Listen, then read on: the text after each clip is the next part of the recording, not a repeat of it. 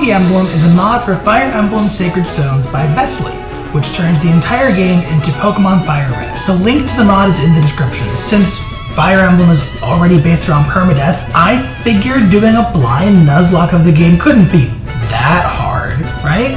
The easy option was labeled as, has never played Pokemon or Fire Emblem before, so I picked hard. I picked Charmander as my starter, since it evolved into Charizard, and if this is anything like Fire Emblem, anything that flies is automatically better than anything that doesn't. The rival decided to tag team me with both other starters. You know, like a fucking dick.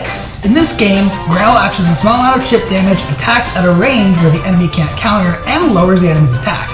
It is a kind of busted move, and the best move Charmander has early game by a large margin, and I am going to spam the shit out of it to win this fight. Oak sends Pikachu to help out since he has more honor than my cheating rival, and after we stomp his grandson into the ground, Oak takes away his Bulbasaur. Gee, man, thanks. You know what? You can bang my mom while I'm gone. Route 1 features our first encounter, a Mankey. Capturing Pokemon in this game is pretty easy, no Pokeballs required. You just have to press the capture button on a Pokemon you would normally kill, and $300 later you have a new Pokemon and student loans. Mankey started at level 1, so I fed him kills on this route as much as I could. He eventually learned Low Kick, which kills Rattata pretty quick and is not very effective on everything else. I mostly took on all the enemies one at a time until I made it to Viridian City. The route to the west of Viridian is blocked off, which means one less encounter than normal. But this man will sell you a Psyduck for $1,000, which feels like it should be steep for a 10-year-old, but is actually quite reasonable. Psyduck, being a water type, can cross water, allowing me to grab this Icy Wind TM. I taught it to Psyduck because I'm stupid, and gave this Refresh skill to Charmander. Just like Fire Emblem, Pokemon in this game have skills that activate under certain conditions. Refresh heals Charmander when no one is nearby. It's pretty good, but most of Pokemon are almost always in a cuddle pile that can't be broken, so we'll see if it ever actually activates. I head north and face my rival once again. While every other trainer in the game spawns their Pokemon and gives you a chance to attack, the rival attacks right away.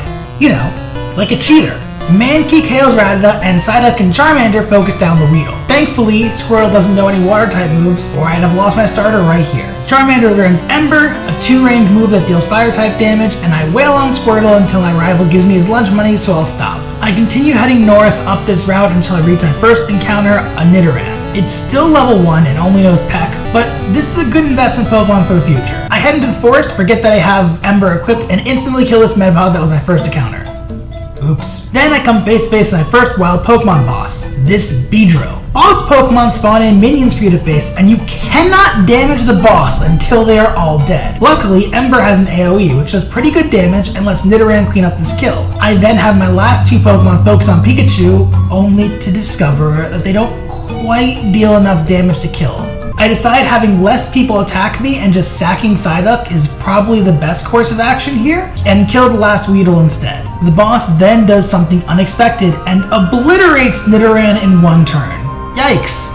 I planned on sacking Psyduck, which was already a pretty bad idea. Losing 2 Pokemon really hurts, but Fire Emblem is easier if you low man it, right? The forest is divided into 2 zones, and I decided that passing through this loading zone means I should get another encounter, because fuck it, I need one. I pay this hiker to rent his Geodude, which joins as a green allied unit that I cannot directly control. Still, any help is good, right? I catch a Caterpie as my first encounter and start training it, thinking that maybe I can have a Butterfree by the first gym. I head north to fight a trainer who sends 3 Caterpie to attack me. I don't know what happens here because the Caterpie move to surround the trainer as per usual, but after Geodude attacks, they all seem to get an extra turn and can attack me before I can attack them. Something with the AI is definitely borked here, and they just kill Caterpie. Bye bye Butterfree, I'll know you only in my dreams. This same weird glitch happens again later and gets Mankey killed, and that one really hurts. I also discovered this game has a soft level cap, so by the time my Charmander is out of the forest, it is getting literally no experience for its kills. So yeah, I'm pretty fucked for the first gym, right? Maybe you guys could make me feel a little better by clicking the subscribe button before I die. Well, if I have to go out, I'm gonna go out swinging. When I get out of the forest, I catch an Oddish, whose Absorb move is going to save me against Brock's, Onix, and Geodude. Before releasing all of my dead friends in Pewter, I make sure to loot their corpses for items so I have the best chance possible. I pick up a Heavy Shield, an item that increases Charmander's defense by 6 when he clicks Guard. The plan is to have Charmander spam Guard to survive enemy rock types, while Oddish shoots super effective Absorb to decimate his mobs. I walk into the gym and discover that Brock has a few more Pokemon than expected, 3 of which, Brock himself points out, aren't rock types at all. The biggest problem on Brock's team is Voltic. It will decimate Oddish, which in hindsight is probably why the game gives you a free side. I baited out with Charmander, and Brock's entire team lumbers closer to back up their friend. Even with the crit from scratch, we don't do enough damage to kill Voltix. It wouldn't have mattered if we did anyways, since Brock's Onix is apparently fast enough to double Oddish, letting it kill without any assistance. Charmander is then absolutely annihilated by the remaining Pokemon, in what I can only assume is the most brutal death in Pokemon history. No hero moment this time, the battle is over, and we fucking lost.